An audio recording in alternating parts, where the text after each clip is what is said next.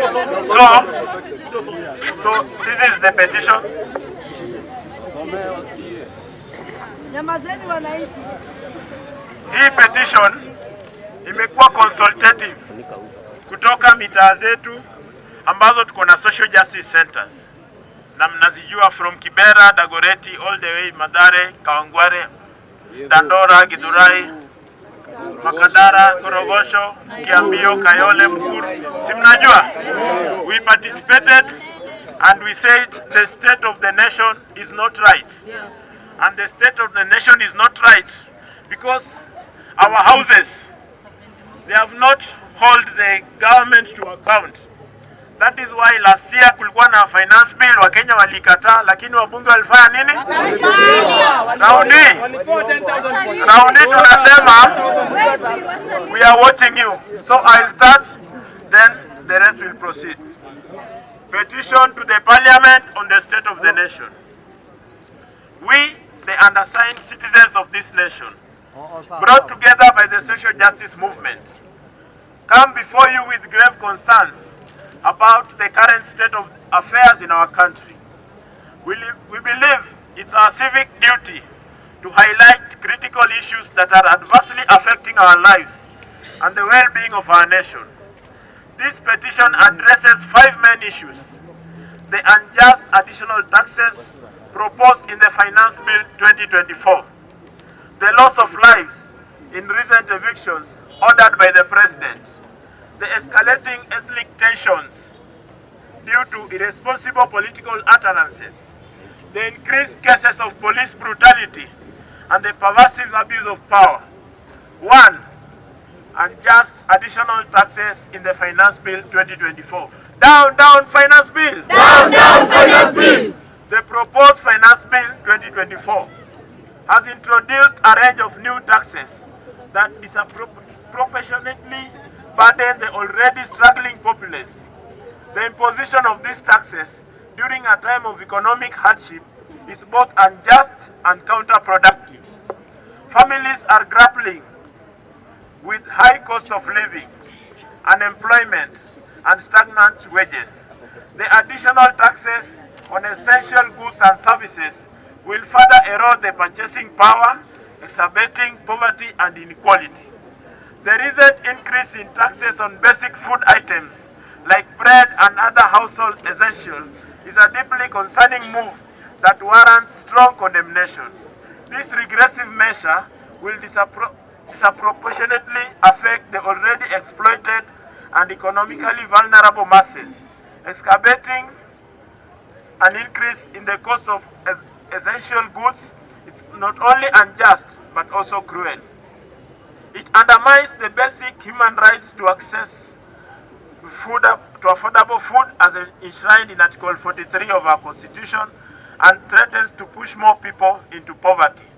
We urge our policymakers, Wabunge, to recognize the detrimental impact of this tax hike on the most marginalized members of society and urgently reconsider this ill-advised decision to ensure that basic necessities remain within reach for all. We urge the Parliament to reconsider these taxes and instead explore alternative revenue-generating mechanisms like churches that do not disproportionately affect the most vulnerable in society. Economic policies should prioritize equitable growth and well-being of all citizens rather than imposing regressive taxes that deepen social and economic divides. Sharon? Yes.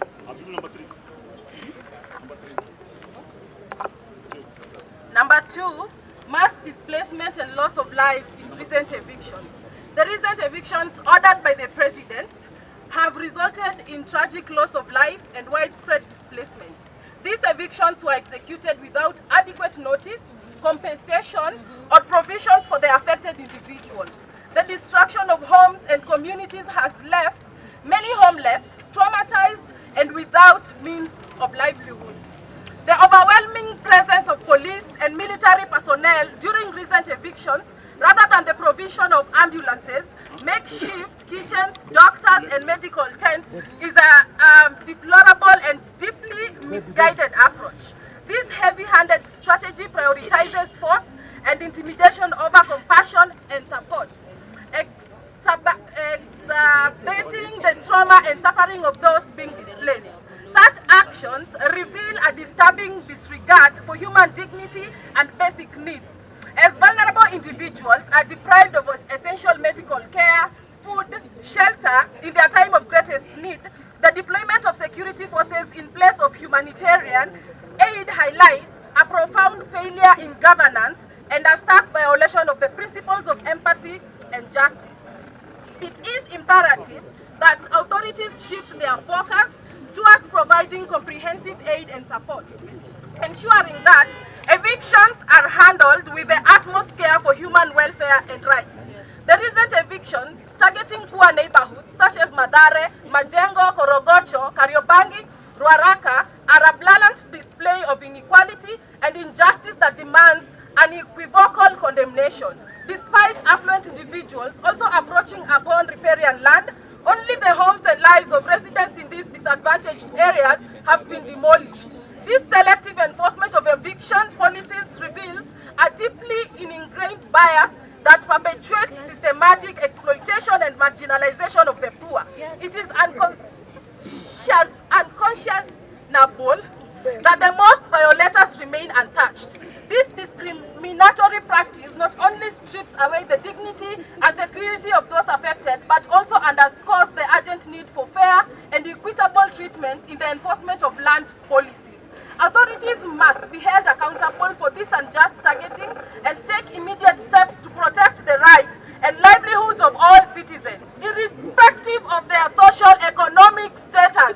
Such actions undermine the fundamental human rights of our citizens and tarnish the principles of justice and fairness that our nation stands for. We call on Parliament to investigate these evictions, hold accountable those responsible for the loss of lives, and ensure that future actions respect the rights and dignity of all individuals. It is imperative to develop and implement policies that provide inhumane solutions to housing and land issues. Power to the people, power!